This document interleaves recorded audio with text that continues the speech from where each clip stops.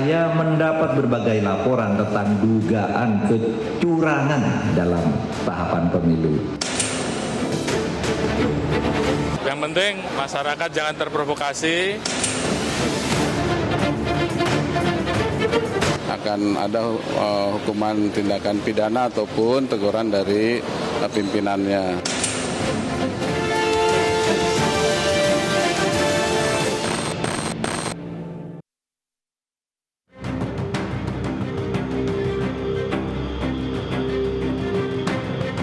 Beredar surat pemanggilan kepada 176 kepala desa di 3 wilayah, yakni Wonogiri, Karanganyar, dan Klaten oleh Polda Jawa Tengah. Pemanggilan tersebut seharusnya dilakukan pada tanggal 27 hingga 29 November 2023, namun ternyata ditunda. Usai viral di media sosial, polisi menyebut pemanggilan ini tidak bermuatan politis, namun tetap saja meninggalkan sejumlah tanda tanya. Pemanggilan para kepala desa dan 13 orang dari pihak swasta dan instansi di Polda Jawa Tengah dibenarkan oleh Direktur Reserse Kriminal Khusus di Retkrimsus Polda Jawa Tengah, Kombes Pol Dwi Subagyo. Menurutnya pemanggilan ini untuk melakukan klarifikasi ke tim penyidik dengan membawa dokumen bantuan keuangan dari pemerintah Provinsi Jawa Tengah. Pemanggilan para kepala desa ini bertujuan untuk menggali lebih jauh mengenai motif dugaan laporan pemotongan dana desa yang tiap desa menerima bantuan antara 100 hingga 200 juta rupiah yang tidak sesuai spesifikasi. Sedangkan para kepala desa belum dilakukan pemeriksaan termasuk besaran nilai kerugian. Pihak-pihak yang kami data ini sudah di 2 wilayah yang kami lakukan kualifikasi, ya, wilayah di Karanganyar. Kemudian kalau kita melihat dari adil tersebut berarti ada beberapa modus. Ini yang sedang kami berupaya untuk ungkap apakah benar atau tidak, ya. Yaitu adanya dugaan pemotongan dana proyek yang diterima oleh para kepala desa. Yang kedua, kualitas pekerjaan tidak sesuai dengan spesifikasi. Ya. Status kasus ini dalam tahap penyelidikan. Pemanggilan para kepala desa dinilai meresahkan karena dikaitkan dengan sikap para kades yang tidak mendukung pasangan Prabowo Subianto Gibran Rakabuming Raka pada Pilpres 2024 mendatang dan memilih bersikap netral. Indonesia Police Watch mempertanyakan pemanggilan ratusan kepala desa di Karanganyar, Jawa Tengah oleh kepolisian. IPW menilai pemanggilan kades oleh polisi di masa pemilu dikhawatirkan bermuatan politis. Menurut Ketua IPW, Sugeng Teguh Santoso, pemanggilan 176 kepala desa oleh polisi di Karanganyar, Jawa Tengah bisa menimbulkan pertanyaan dan spekulasi di masyarakat.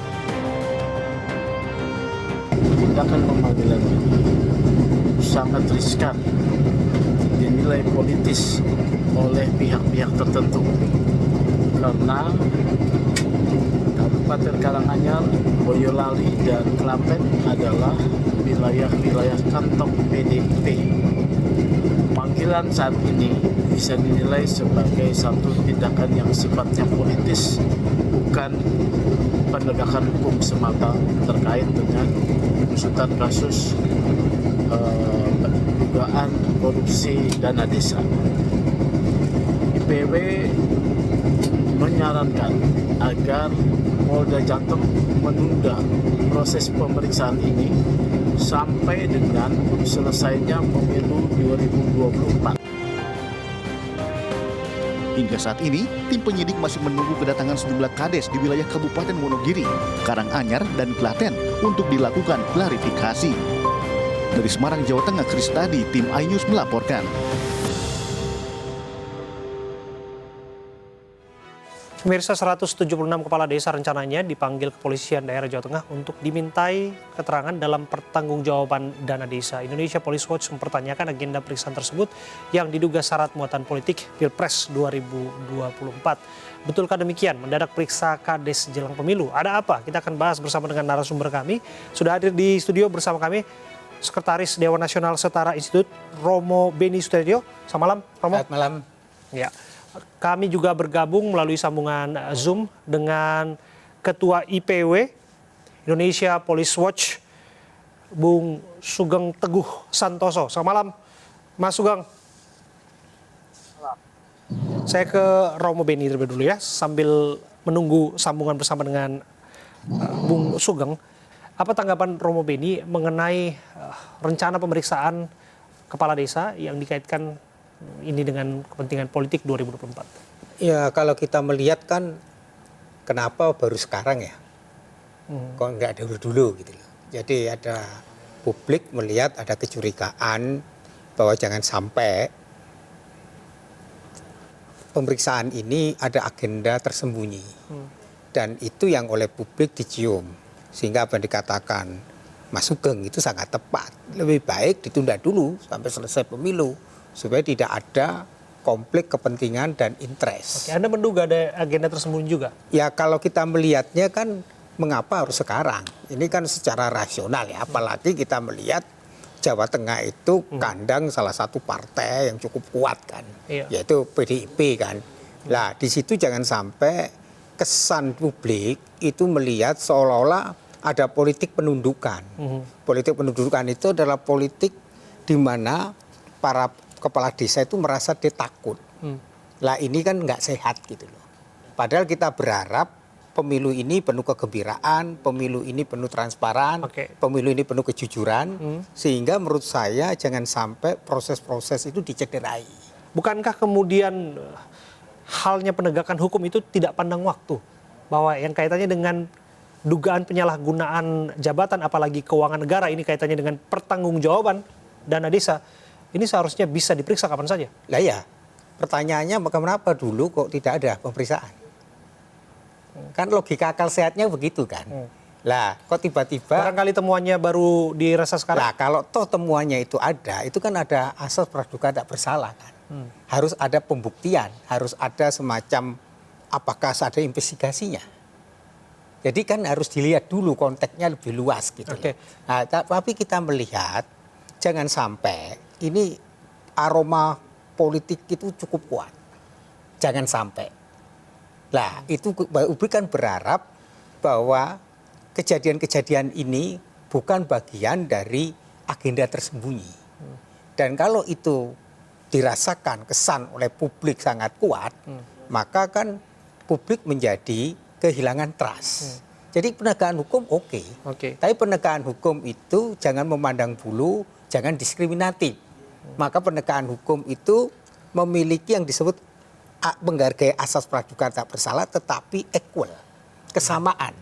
Jangan yang karena mendukung sesuatu kemudian yang sini diistimewakan, yang ini tidak diistimewakan. Maka jangan pandang bulu. Apa yang harus dilakukan oleh aparat kepolisian untuk memastikan sesungguhnya apa yang dilakukan ini betul-betul penegakan hukum, independen dan lain sebagainya? Karena kan kalau disebutkan oleh Kapolri berkali-kali ini kaitannya dengan netralitas. Kalaupun ada patroli, kalaupun ada penegakan hukum, nah itu memang dilakukan sebagai bentuk tupoksinya polisi.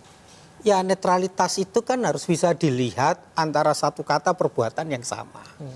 Lah publik kan tidak senaif itu ya. Publik itu kan punya juga praduga-praduga karena di lapangan kok berbeda dengan prakteknya. Lah ini yang jangan sampai publik itu kehilangan trust. Maka kalau kita bicara netralitas berarti betul-betul di bawahnya itu menjalankan perintahnya. Lah yang sekarang terjadi kan inkonsisten. Sesuatu yang inkonsisten itu sulit orang percaya gitu loh. Apalagi lewat era media sosial itu nggak bisa disembunyikan. Jadi jangan sampai kita menutupi persoalan-persoalan yang ada itu dengan berbalik hukum. Karena hukum kerap kali dijadikan mekanisme, aturannya begini, legalitas begitu. Tetapi ketika hukum kehilangan dimensi etisnya, dimensi etikanya, etika itu menyangkut baik buruk, pantas dan layak. Dan etika itu menyangkut tentang bagaimana nilai keadilan itu ditegakkan tanpa memiliki kepentingan-kepentingan tertentu. Lah ini yang sebenarnya diharapkan publik. Jadi kalau kita bicara netral, berarti kita bicara tentang apakah netralitas itu betul-betul dijalankan antara kata perbuatan satu, sehingga di lapangan tidak ditemukan pelanggaran-pelanggaran. Jadi kalau katanya netral tapi di belakang itu berbeda, maka antara panggung depan dan panggung belakang harus sama. Nah ini yang menjadi masalah sekarang ini karena inkonsisten yang terjadi. Oke, Bung Sugeng sudah bergabung? Halo, dengar nggak suara saya? Ya, kelihatannya audionya masih belum terdengar jelas. Bung Sugeng, saya coba nanti akan perbaiki komunikasi dengan Anda, tapi yang jelas kita masih berbicara mengenai pemeriksaan serempak Kades di Karanganyar yang diduga syarat muatan politik. Kita break sejenak, kami akan kembali saat lagi untuk Anda. Kelihatannya Romo Beni juga harus meninggalkan studio ya. Ya. Ada agenda yang harus dikejar ya. Kejar. Terima kasih. Sama-sama. Sekali lagi atas kehadiran Anda. Terima kasih. Salam, Bung.